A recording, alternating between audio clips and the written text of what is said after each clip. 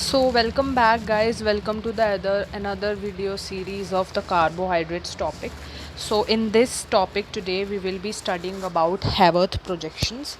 So Haworth projections was given by the scientist Haworth and today we will be learning how do we make these projections. तो इसके लिए आप लोगों को मैं कुछ ट्रिक्स वगैरह बताने वाली हूँ, ठीक है, या तरीका बताऊँगी। आप दुनिया में कोई भी प्रोजेक्शन सॉल्व कर सकते हैं उस ट्रिक के साथ। तो आप प्लीज़ इसको ध्यान से देखना, वीडियो को लाइक सब्सक्राइब करना मत भूलना चैनल को, ठीक है। और अब हम लोग स्टार्ट करते हैं विदाउट एनी फर्दर डिले, ठीक है। तो हम लोग क्या करेंगे, देखो सबसे पहले हैवर्थ प्रोजेक्शन को बनाने के लिए हमें क्या करना होता है, जिससे मैं आपको यहाँ पर एक ग्लूकोज का एग्जांपल लेके चल रही हूँ, ठीक है। तो मान लो मैं ग्लूकोज का स्ट्रक्चर बना लेती हूँ, जैसे मैंने अभी आपको प्रीवियस वीडियो में एनोमेरिक स्ट्रक्चर बताया था, वो वाला स्ट्रक्चर हम लोग लेंगे। और इसी हिसाब से अल्फा और बीटा मैंने आपको बताया था OH की पोजीशन पे डिपेंड करता है, जहाँ पर भी OH होगा उसके अकॉर्डिंग हम लोग अल्फा और बीटा उसको दे सकते हैं, ठीक है। अगर आपने वीडियो नहीं देखी है प्रीवियस वीडियो जाके चेकआउट करिए अभी, फिर इस वीडियो को देखना, ज़्यादा बेटर समझ आएगा, ठीक है। तो मान लो मैं आपको एनोमेरिक कार्बन वाला वो स्ट्रक्चर बना लेती हूँ, ठीक है, जो कि मैंने प्रीवियस वीडियो में आप लोगों को सिखाया था कैसे बनाना है, ठीक है।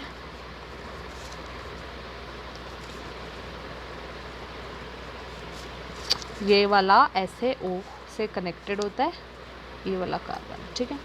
ये एक ही लाइन है सिंगल, तो ऐसे O से कनेक्टेड होता है, ठीक है। यहाँ पर हमारा आ गया OH H OH H OH and H, ठीक है। अब हम लोग क्या करेंगे, ये वाला आपका एनोमेरिक कार्बन है, ठीक है। एनोमेरिक कार्बन, ये एनोमेरिक स्ट्रक्चर है, मैंने ये आपका डी ग्लूकोज है और OH इस साइड है, तो ये अल्फा डी ग्लूकोज है, ठीक है। अच्छा, तो इससे अब हम लोग हैवर्थ प्रोजेक्शन बनाएंगे। हैवर्थ प्रोजेक्शन बनाने के लिए आप लोगों को मैं समझा रही हूँ क्या करना है, बिल्कुल ध्यान से देखना, ठीक है। सबसे पहला आपका जो स्टेप होगा वो ये होगा कि आपको एक बेंजीन, ऑक्सीजन वाला बेंजीन बनाना है, ठीक है। ऐसे लेटा हुआ बेंजीन बनाना है आपको, ठीक है। बेंजीन जैसा स्ट्रक्चर बनाना है, नॉट बेंजीन, मैं आपको बस एक आइडिया के लिए बता रही हूँ। ऐसे वहाँ पे एक ऑक्सीजन ऐसे प्रेजेंट होना चाहिए, ठीक है। इसके बाद हम लोग क्या करेंगे, यहाँ पर ऐसे आपको लाइंस ड्रॉ करनी है हर एक वर्टिसेस है एज पे, ठीक है। फिर उसके बाद हम इसको नंबरिंग कर देते हैं, ये हमारा 1 है, ये 2 है, ये 3 है, ये 4 है, ये 5 है। ये आपकी सिर्फ नंबरिंग के लिए बता रही हूँ। ये वाला 5 होता है, ठीक है। और एक यहाँ पर ये इसके डंडी के एंड पर भी एक कार्बन होता है जिसको हम 6th कार्बन बोलते हैं, ठीक है। अच्छा, मैं थोड़ा सा इसको जूम कर देती हूँ जिससे कि आप लोग को ये अच्छे से क्लियर हो जाएगा, ठीक है। तो ये वाला आपका 6th कार्बन होगा, ठीक है। अब हम क्या करेंगे, अब हम लोग, आपको एक रूल याद रखना है। वो रूल ये है कि जब भी जो भी लेफ़्ट हैंड साइड वाले मेंबर्स हैं उनको आप लोग टॉप पे लिखेंगे, और जो भी राइट हैंड साइड वाले मेंबर्स हैं उनको आप लोग बॉटम में लिखेंगे, ठीक है। ये आपको ये वाली बात अच्छे से एकदम याद रखनी है। ये बात याद होएगी, आराम से स्ट्रक्चर बना लेंगे, यही ट्रिक है। तो देखो लेफ्ट हैंड साइड पे आप देखेंगे तो ये सारा लेफ्ट हैंड साइड पे है, तो मैंने क्या बोला है, लेफ्ट हैंड साइड वालों को टॉप पे लिखना है। तो हम लोग यहाँ पे इन लाइंस के टॉप वाली साइड पे हम लोग इनको लिख देंगे, ठीक है। जैसे फर्स्ट कार्बन पे यहाँ पे हाइड्रोजन है, ठीक है। सेकेंड कार्बन पे ऊपर हाइड्रोजन है, थर्ड कार्बन पे ऊपर OH है, फोर्थ कार्बन में H है, ठीक है। और फिफ्थ कार्बन वाला जो H है यहाँ पे, ठीक है, ये वाला कार्बन, ऑल्दो ये कार्बन यहाँ से पूरा जुड़ा पड़ा है, लेकिन यहाँ पे H तो है, लेकिन आपको क्या करना है, अब 6th वाले में दिक्कत ये है कि 6th वाला जो CH2OH है ना, उसको आपको यहाँ पे ऊपर लिखना है। ये बात याद रखनी है, ठीक है। ये आपका अलग से रूल है। तो ये जो CH2OH है इसको आपको ऊपर लिखना होता है 6 वाले को। तो ये जो H हो जाता है उसके लिए और कोई जगह नहीं बचती, तो वो नीचे ही आता है, ठीक है। और बाकी मैंने क्या बोला था, अब RHS वालों को हम लोग नीचे लिख देंगे। तो ये RHS वाले जितने भी है, जैसे ऊपर वाले में OH है, फिर OH है, फिर H है, फिर OH है। तो ये आपका पूरा का पूरा हैवर्थ प्रोजेक्शन का स्ट्रक्चर बन गया है। बहुत इजी स्ट्रक्चर है, अगर आप लोग को नहीं समझ आया वीडियो को रिवाइंड कीजिए, दोबारा देखिए, ठीक है। बहुत इजी है, एक बार में समझ आ जाता है। अच्छा, अब इसमें अल्फ़ा और बीटा हम लोग आराम से बता सकते हैं। अगर मान लो मेरे को ये नहीं पता था कि अल्फ़ा या बीटा है, तो मैं इसको देख के कैसे बता सकती हूँ कि अल्फ़ा या बीटा है। तो उसके लिए आपको क्या करना है, जब भी एक आपको OH को देखना है, देखो OH, एक यहाँ वाला OH देखना है, एक यहाँ वाला OH देखना है। अब अगर आप देखेंगे तो इन OH के बीच में एक हाइड्रोजन है, ठीक है। तो एक तरीके से ट्रांस स्ट्रक्चर, वो क्या कहते हैं, हाँ सॉरी, ट्रांस स्ट्रक्चर जो है वो बन गया, बिकॉज हम लोगों ने पढ़ा है जब भी एक स्किप आता है तो ट्रांस स्ट्रक्चर होता है, सिस और ट्रांस पढ़े हैं ना, तो वही वाला कंसेप्ट है। तो ये आप अगर देखेंगे तो यहाँ पर ये वाला स्ट्रक्चर जो है ये ट्रांस स्ट्रक्चर है, ठीक है। जो जब भी ट्रांस स्ट्रक्चर होगा तब हमेशा उस वाली फॉर्म को हम लोग अल्फा बोलेंगे, और जब भी सिस होगा, मान लो यहाँ पर ओ एच होता है ऐसे, यहाँ पे एच होता सिर्फ, यहाँ पे ओ एच होता, तो इसका जो हावर्थ बनता वो अलग बनता, और वहाँ पे ओ एच जो है, मतलब ये वाला देखो ना, ये वाला एच ऊपर लेफ्ट हैंड साइड वाला था ना, तो ये ओ एच आ जाता है यहाँ पे, ठीक है। तो ओ एच ऊपर की साइड आ जाता है, यहाँ पे आ जाता, ठीक है। तो उससे क्या होता कि ये वाला स्ट्रक्चर जो है वो सिस बन जाता है, और जब भी सिस होता है तो वो हमेशा बीटा वाला स्ट्रक्चर बनाता है, तो बीटा ग्लूकोज बनाता है ये अल्फा, ठीक है। तो ये आपका हार्वर्ड स्ट्रक्चर है। आप लोग दूसरे स्ट्रक्चर्स भी ट्राई कर सकते हैं, फ्रक्टोज का स्ट्रक्चर ट्राई कर सकते हैं, ठीक है, किसी का भी स्ट्रक्चर ट्राई कर सकते हैं, उसका एनोमेरिक स्ट्रक्चर बनाइए, और एनोमेरिक स्ट्रक्चर से आपकी हार्वर्ड प्रोजेक्शन बन जाएगी। तो अब हम लोग इसके बाद अगले टॉपिक पे बढ़ते हैं, ठीक है। आप लोगों को अगर फ्रक्टोज के स्ट्रक्चर में कोई दिक्कत है प्लीज़ कमेंट में सेक्शन में बताइएगा, मैं अगली वीडियो में उस स्ट्रक्चर को इंक्लूड कर दूँगी, ठीक है, आप लोगों को क्लियर हो जाएगा। लेकिन मैं चाहती हूँ आप लोग खुद ट्राई कीजिए। तो हम अगले टॉपिक पे बढ़ रहे हैं। अगले टॉपिक का नाम है, next topic is mutarotation. बहुत ही इंपॉर्टेंट टॉपिक है। Mutarotation is a very important topic that you need to understand, ठीक है। तो इस टॉपिक में हम लोगों को क्या पढ़ना है, इस टॉपिक में मैं आप लोगों को कुछ थ्योरेटिकल बातें बताने वाली हूँ। तो एक आपको म्यूटर रोटेशन पे मोस्टली शॉर्ट नोट्स आ जाते हैं, ठीक है, पेपर में। तो एक इम्पॉर्टेंट टॉपिक है, आना इसका बहुत ज़्यादा चांसेस होता है आने के। तो देखो क्या होता है कि अब मैंने आपको अल्फ़ा और बीटा ग्लूकोज के बारे में बताया ना, तो म्यूटर रोटेशन को हम लोग अल्फ़ा और बीटा ग्लूकोज के कंसेप्ट पे ही बेस्ड मानते हैं, ठीक है। तो देखो क्या होता है, पहला पॉइंट ये है कि इक्विलिब्रियम पे क्या होता है, एट इक्विलिब्रियम पे क्या होता है, जो हम लोग जैसे अल्फ़ा और बीटा ग्लूकोज का हम एक मिक्सचर डालते हैं, ठीक है। तो क्या होता है कि जो बीटा आइसोमर होता है ना, उसका अमाउंट जो होता है वो 2 टाइम्स होता है अल्फ़ा आइसोमर का, ठीक है। अल्फ़ा आइसोमर के 2 टाइम्स अमाउंट होता है बीटा आइसोमर का, ठीक है। यानी कि जो बीटा आइसोमर होगा ना वो आपका मिक्सचर में होगा 64%, और जो अल्फ़ा आइसोमर होगा वो होगा आपका 36%, ठीक है। अब क्या होता है, हमने लिया एक प्योर डी ग्लूकोज, ठीक है। क्या लिया हमने, pure D alpha D glucose, sorry alpha D glucose, pure alpha D glucose लिया, उसके क्रिस्टल्स लिए, क्रिस्टल्स फॉर्म में लिया हमने, ठीक है। तो प्योर अल्फ़ा डी ग्लूकोज के जब हम लोगों ने क्रिस्टल्स लिए और उसको हमने किस में डिज़ोल्व कर दिया, उसको हमने H2O वाटर में डिज़ोल्व कर दिया, ठीक है। तो क्या होता है, मैंने आपको पिछले वीडियो में अगर आपको याद हो तो मैंने आपको अल्फ़ा और बीटा की स्पेसिफिक रोटेशंस बताई थी, जिसमें मैंने बताया था अल्फ़ा की स्पेसिफिक रोटेशन होती है 112.2 डिग्रीज़, और बीटा की जो स्पेसिफिक रोटेशन होती है वो होती है 18.7 डिग्रीज़, ठीक है। तो क्या होता है कि जब हम लोग प्योर अल्फ़ा डी ग्लूकोज के क्रिस्टल्स को H2O में डालते हैं तो उसकी जो स्पेसिफिक रोटेशन होती है, अल्फ़ा की क्या थी, अल्फ़ा की थी 112 डिग्री, ठीक है। तो 112.2 डिग्री रोटेशन जो होती है वो चेंज हो जाती है, ठीक है। ऐसे ही जब हम बीटा डालते हैं तो बीटा की भी जब हम डिज़ोल्व कराते हैं उसके क्रिस्टल्स को वाटर में, तो इसकी भी स्पेसिफिक रोटेशन चेंज हो जाती है। इनकी स्पेसिफिक रोटेशंस तब तक चेंज होती है जब तक वो एक इक्विलिब्रियम क्या कहते हैं, इक्विलिब्रियम पोजीशन पे ना आ जाए, ठीक है, तब तक वो रोटेशंस जो है वो चेंज होती रहती हैं, ठीक है। तो जो चेंज आता है वो ये आता है कि अल्फ़ा जो पहले 112 डिग्री थी, ठीक है, तो उस 112 डिग्री की 52.7 डिग्री हो जाती है, ठीक है। ऐसे ही बीटा की भी 52.7 डिग्री हो जाती है। तो इसमें ये दोनों आपस में इक्विलिब्रियम पे आ जाएंगे, ठीक है। तो इनकी रोटेशन जब तक चेंज होती है जब तक कि ये इक्विलिब्रियम रोटेशन पे ना आ जाए।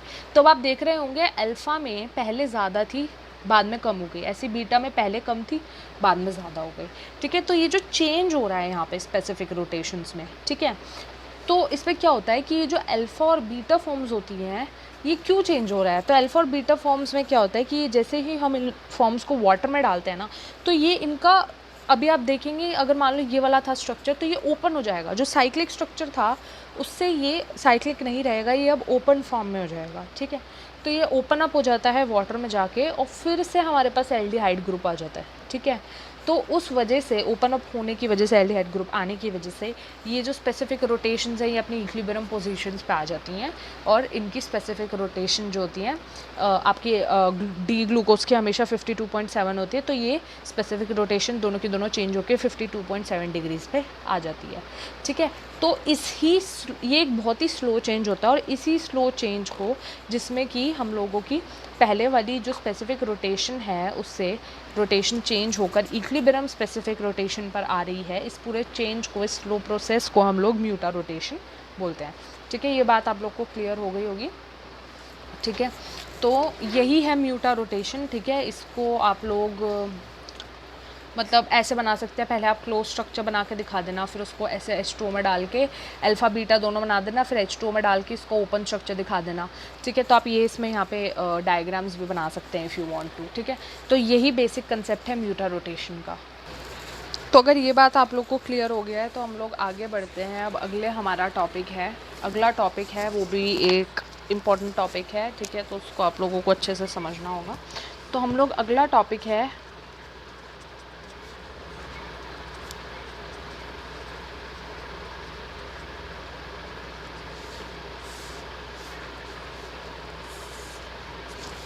जिसका नाम है ओसाजोन फॉर्मेशन, ठीक है। तो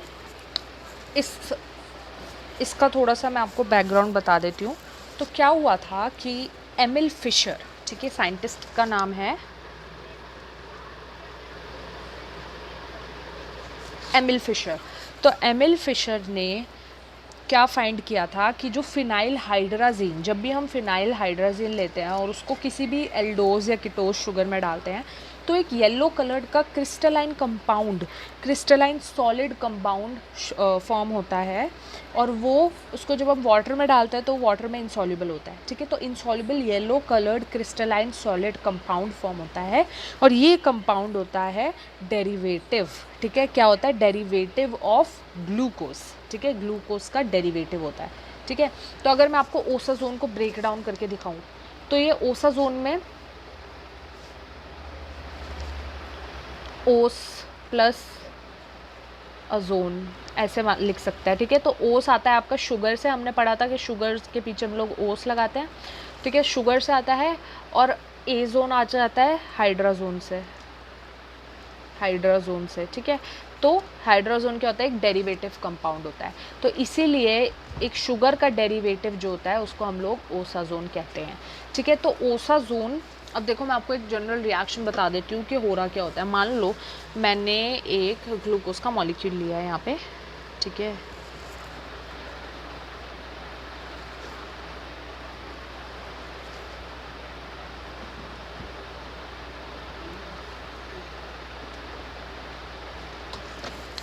ठीक है, ये ग्लूकोज का मॉलिक्यूल है, ठीक है। कौन सा ग्लूकोज है? डी ग्लूकोज है। एक ग्लूकोज का मॉलिक्यूल मैंने यहाँ पे लिया है। हमने क्या बोला था? इसके अंदर हम लोग फिनाइल डालते हैं, तो फिनाइल हाइड्राजीन डालते हैं। तो मैं 3 मॉलिक्यूल्स डाल रही हूँ फिनाइल हाइड्राजीन के। फिनाइल हाइड्राजीन NH2, ये फॉर्मूला होता है फिनाइल हाइड्राजीन का, ठीक है। तो फिनाइल हाइड्राजीन क्या करता है? ये एक ऑक्सीडाइजिंग एजेंट की तरह काम करता है, ठीक है। और ये एनिलीन ऑक्सीडाइज करके खुद किस पे रिड्यूस हो जाता है? ये एनिलीन और एमोनिया में, ठीक है। हमने ऑक्सीडाइजिंग एजेंट जो है 11th-12th में पढ़ा हुआ है, ये दूसरे को ऑक्सीडाइज करके खुद रिड्यूस हो जाता है, ठीक है। तो ये ऑक्सीडाइजिंग एजेंट की तरह काम करेगा। इसमें आपको H+H3O+ यानी कि एसिडिक कंडीशंस को मेंटेन करना पड़ेगा, ठीक है। तो एसिडिक कंडीशंस मेंटेन करने के बाद आपको एक प्रोडक्ट मिलेगा जो कि, देखो क्या होगा मैं अभी आपको समझाऊंगी।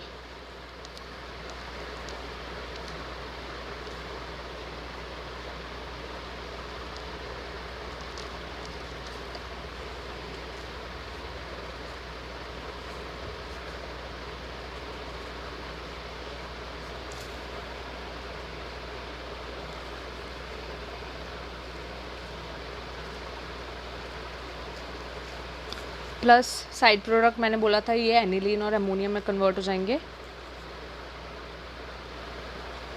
एनिलीन प्लस एमोनिया, ठीक है, एनिलीन और अमोनिया में ये रिड्यूस हो जाएगा। ठीक है, तो क्या होता है, एसिडिक कंडीशंस मेंटेन करने के बाद ये वाला कंपाउंड फॉर्म होता है। ये वाला कंपाउंड कैसे फॉर्म हुआ है कि यहाँ से ये जो CHO है, ठीक है, यहाँ पर फिनाइल के देखो यहाँ पे क्या होता है कि लोन पेयर्स होता है नाइट्रोजन पे, तो एंड वाला लोन पेयर जो होता है वो यहाँ पर नहीं होता है बिकॉज वो थोड़ा सा रेजोनेंस में इन्वॉल्व, ये वाला जो होता है सॉरी N, ये अटैक नहीं करेगा। क्यों? क्योंकि ये pH के साथ रेजोनेंस में इन्वॉल्व होता है, तो सिर्फ अटैक करने वाला ये वाला नाइट्रोजन होता है। इसके लोन पेयर्स होंगे, ये इसके पॉजिटिव कार्बन पे अटैक करेंगे।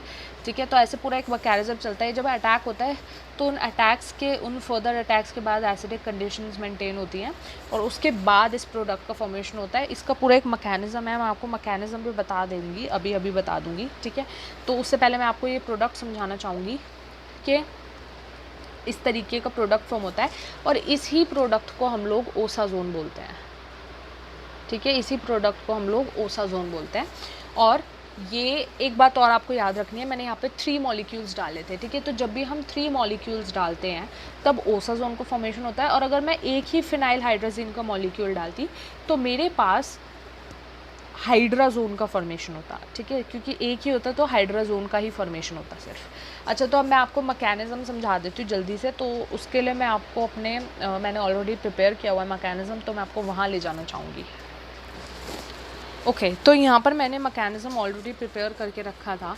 तो यहाँ पे मैंने क्या किया है, यहाँ पे मैंने अपना एक ग्लूकोज का मॉलिक्यूल लिया है। ठीक है, अब इस ग्लूकोज के मॉलिक्यूल में आप देख रहे होंगे कि यहाँ पर भी लोन पेयर होता है हमारे पास CHO में। ठीक है, इसमें मैंने एसिडिक कंडीशंस मेंटेन की थी। ठीक है, मैंने आपको पहले वाली रिएक्शन में बताया था। तो एसिडिक कंडीशन से जो पॉजिटिव है और ये आपस में इसके लोन पेयर इंटरैक्ट करेंगे एक साथ, तो ये यहाँ पर एक पॉजिटिव चार्ज लग जाएगा और ये यहाँ से बॉन्ड यहाँ चला जाएगा, तो ये OH बन जाएगा। अच्छा, अब नीचे के इतने पार्ट को, ये वाला जो पार्ट है मैं इसको R से डिनोट करूँगी और सिर्फ ऊपर के 2 मैं आपको ड्रॉ करके दिखाऊंगी। तो ये पूरा जितना भी नीचे का इतना पार्ट है ये पूरा R है। ठीक है, अब क्या होगा, यहाँ पे फिनाइल हाइड्रोजिन आएगा। फिनाइल हाइड्रोजिन में मैंने आपको बताया था कि N ये वाला रिएक्ट नहीं करता है। क्यों नहीं करता है? बिकॉज ये फिनाइल के साथ रेजोनेंस में होता है, तो ये वाला जो N होता है वो फ्री होता है, इसलिए ये वाले नाइट्रोजन के जो लोन पेयर होंगे वो इस पर अटैक करेंगे, इस पॉजिटिव कार्बन पे। ठीक है, ये अटैक करेंगे तो क्या होगा, ये R था आपका। ठीक है, ये CHOH बना लेगा और ये यहाँ पर आकर अटैच हो जाएगा। ठीक है, यहाँ पे ये कार्बन है, कार्बन के साथ ये वाला NH यहाँ पर आया। ठीक है, NH2 एक H यहाँ, एक H यहाँ, ये वाला NH2 जो है वो यहाँ आया और फिर जो ये वाला पार्ट बचा हुआ है इसका PH NH वो यहाँ पर आकर अटैच हो गया। ये बात क्लियर हो गई? ठीक है, फिर इसके बाद हमने हमारा जो सोल्यूशन है उसके अंदर वाटर मॉलिक्यूल्स भी होंगे, वाटर के ऊपर भी लोन पेयर होगा। वाटर का लोन पेयर आकर इस हाइड्रोजन पर अटैक करेगा और यहाँ से ये यहाँ पर अपना ट्रांसफ़र कर देगा, बॉन्ड बना लेगा। ठीक है, तो ये कुछ इस तरीके का स्ट्रक्चर बनेगा यहाँ पर। ठीक है, यहाँ पे NHPH हो गया, यहाँ पे HC हो गया। ठीक है, और यहाँ पर ये हाइड्रोजन एक निकल गया और यहाँ पे इसने OH बना लिया, H2 यहाँ से निकल के यहाँ से OH बना लिया। तो ये कुछ इस तरीके का स्ट्रक्चर बन गया। अब हमारे कंपाउंड के अंदर H3O पॉजिटिव यानी कि ये कुछ इस तरीके का दिखेगा, ये वाले मॉलिक्यूल्स भी प्रेजेंट होंगे। तो क्या होगा कि H3O पॉजिटिव के लोन पेयर अटैक करेंगे अब इस वाले पे। ठीक है, इस पर अटैक करेंगे तो ये OH2 बन जाएगा यहाँ पर। ठीक है, और ये बना लेगा NHCH और CH NH NHPH। ये तो पूरा का पूरा सेम है, बस यहाँ पे OH2 के पास एक H जाके अटैक कर देगा और पूरा का पूरा मॉलिक्यूल सेम रहेगा। ठीक है, फिर क्या होगा कि इसके जो NH के लोन पेयर्स होंगे ये यहाँ पर अटैक करेंगे और ये ऐसे निकल जाएगा बाहर। जब ये एलिमिनेशन होएगा तो यहाँ से OH2 यानी कि H2O का एलिमिनेशन हो जाएगा, वाटर बाहर निकल जाएगा। ठीक है, तो वाटर बाहर निकलेगा तो ये कुछ इस तरीके का कंपाउंड बना लेगा। ठीक है, यहाँ पे ये CH था, यहाँ पर एक बॉन्ड आया तो ये डबल बॉन्ड बन गया। ठीक है, यहाँ पर N प्रेजेंट है, इसका N का एक H है। ठीक है, ये ऐसे हो जाएगा और ये NHPH यहाँ पे रहेगा। ठीक है, ये बन गया। उसके बाद H2O का O होगा, वो फिर से H पे अटैक करेगा। ठीक है, फिर इस तरीके का कंपाउंड बन जाएगा। ठीक है, यहाँ पे N है, CH है, NHPH है, H बाहर निकल जाएगा। ठीक है, और ये आपका इस तरीके का कंपाउंड बन जाएगा जिसको हम लोग बोलते हैं फिनाइल हाइड्राजोन। ठीक है। फिनाइल हाइड्राजोन बन गया यहाँ पे, एक हाइड्राजोन बन गया, बिकॉज यहाँ पे हमने एक ही पीएच का मॉलिक्यूल लिया था। ठीक है, मैंने आपको बताया था जब भी हमारा एक पीएच NH2 यानी कि फिनाइल हाइड्रोजन बनता है तो फिर उससे हाइड्राजोन बनता है। तो ये हाइड्राजोन बन गया। ये पूरा मैकेनिज्म है कि किस तरीके से बना। अच्छा, तो ये आगे ओसाजोन का कॉन्टिन्यूएशन है। ठीक है, तो अब कॉन्टिन्यूएशन में क्या होता है, अब H3O मॉलिक्यूल्स प्रेजेंट होंगे। ठीक है, H3O प्रेजेंट होगा तो यहाँ पर ये CH2NH बन जाएगा। ये यहाँ से ऐसे इसका वो जाएगा, बॉन्ड ट्रांसफ़र हो जाएगा। ठीक है, H2O का एक और मॉलिक्यूल होगा। फिर अब यहाँ पे सेकंड मॉलिक्यूल अटैक करेगा PHNH का। ठीक है, सेकंड मॉलिक्यूल अटैक करेगा तो वो यहाँ पर इस पॉजिटिव कार्बन पे जाकर अटैच हो जाएगा। ये यहाँ पे CH2NH PH सेम लिखा है, इस वाले पे जाकर ये अटैच यहाँ वाले पे अटैच होगा, टॉप वाले पे होता है तो टॉप वाले पे होगा तो ये NH2PH ऐसे आ जाएगा। ठीक है, और फिर ये यहाँ पर आपका H3O होगा। ठीक है, तो ये जब सेकंड मॉलिक्यूल अटैक करेगा तो ये NH PH आ जाएगा, और एक ये पॉजिटिव वाले पे जो अब हमने सेकंड मॉलिक्यूल डाला था वो भी आकर यहाँ पर अटैक कर देगा। फिर उसके बाद इस रिएक्शन का रीअरेंजमेंट होगा। ठीक है, रीअरेंजमेंट होकर इस तरीके का स्ट्रक्चर बनेगा। फिर third molecule of NH2PH phenyl hydrogen आएगा और वो भी इसी के साथ जाके अटैच हो जाएगा, जिससे कि हमारा ये फाइनल एक प्रोडक्ट बन जाएगा किसका, ओसाजोन का। ठीक है, ओहो इट वॉज नॉट क्लियर। ठीक है, तो ये ओसाजोन का यहाँ पे एक प्रोडक्ट बन गया है। तो आई होप ये आप लोगों को पूरा का पूरा मैकेनिज़्म जो है वो क्लियर हो गया होगा। इस मैकेनिज़्म को ड्रॉ कर लेना, बिकॉज ये बहुत ही बड़ा मैकेनिज़्म है, करते करते आपको और क्लियर हो जाएगा। ठीक है, तो वीडियो को यहीं पर ही एंड करूँ, बहुत लंबी वीडियो हो गई है। आगे के टॉपिक्स हम लोग अब पढ़ेंगे। ठीक है, तो अगले वीडियो में हम लोग स्टार्ट करते हैं आगे के टॉपिक्स। थोड़ा सा ही और बचा, ज़्यादा बड़ा नहीं बचा है, अब जल्दी हो जाएगा। मेन आपके जो बड़े बड़े टॉपिक्स थे वो हमने कवर कर ही लिया। ठीक है, so thank you so much guys for watching, like and subscribe to my channel, ताकि मोटिवेशन मिलती रहे और वीडियोज़ बनाने की। And stay safe, stay healthy and stay tune for more videos. Bye bye, take care.